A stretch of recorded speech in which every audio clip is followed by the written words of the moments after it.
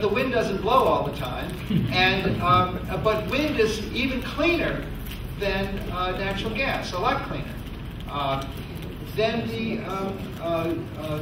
some of the consumer advocates wanted them to use to invest in conservation. Demand-side management, it's called. Cut back the need on electricity so you wouldn't have to build more plants. That's the cleanest of all. It's actually fairly cost-effective, but actually nobody really advocates for it. And the consumer advocates wanted the cheap energy for the low-income customers or subsidies for the low-income customers. So they all disagreed. So they had to agree. So the Public Utility Commission did 8 deliberative polls with the local utilities that we organized. Now, the advocates would offer misleading, they finally had to agree on the briefing materials, but they would offer misleading things. So there's something that you may have heard of called clean coal. But clean coal is a lot dirtier, is cleaner than coal used to be, but it's a lot dirtier than the other alternatives.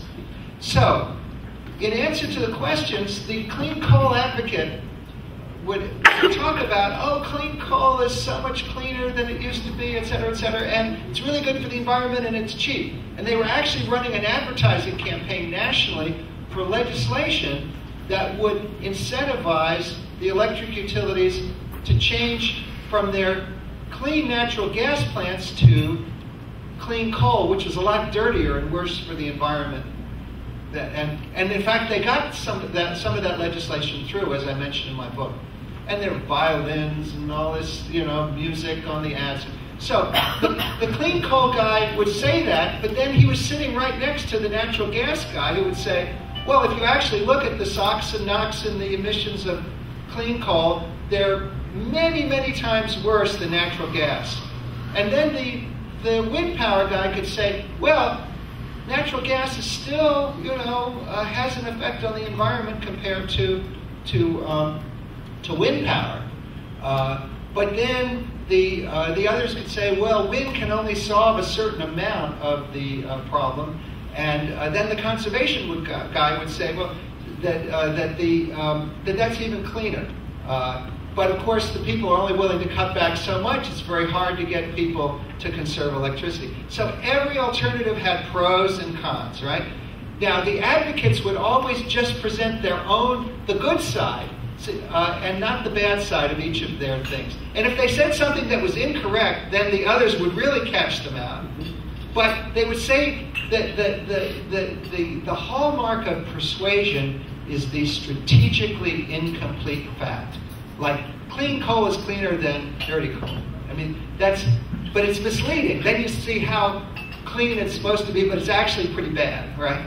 So we get all of that out of the system, both in the materials and the way we set up the framework, and in the way the experts confront each other. So we try to have a process that is not going to be manipulated. It's certainly not easily going to be manipulated. I don't think it's ever been manipulated.